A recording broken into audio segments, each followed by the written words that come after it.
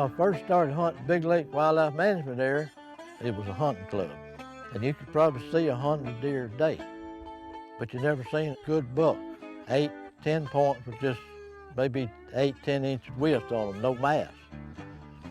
After the state took it over, you got a lot less deer, but you got a chance of killing a good deer. You got a lot bigger bodied deer, you got a lot bigger horn on the deer. And as far as trophy hunting, it's made a lot better place. I hunted several years as a management area. And on January the 4th, was a good cold, sloppy day, half snowing, found me a spot up there, I was gonna hunt. Started doing a little rattling, a little grunting, waited a little bit, done it again. About 9 o'clock, I glimpsed a deer.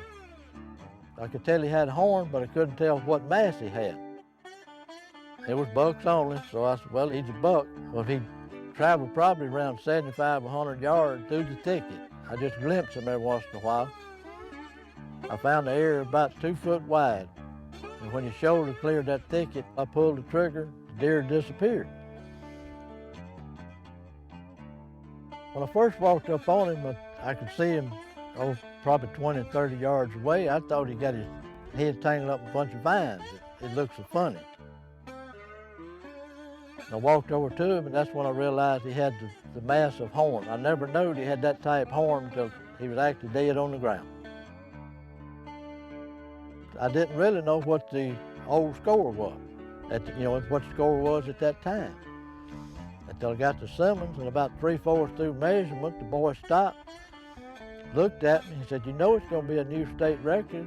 I'm past the state record, and I've still got something to score.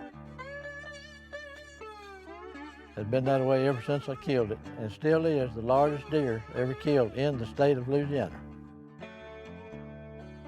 Sooner or later, Louisiana is going to be able to compete with some of the northern states where most of your record deer come from. May not be world records, but they're going to be right up there close to them sooner or later.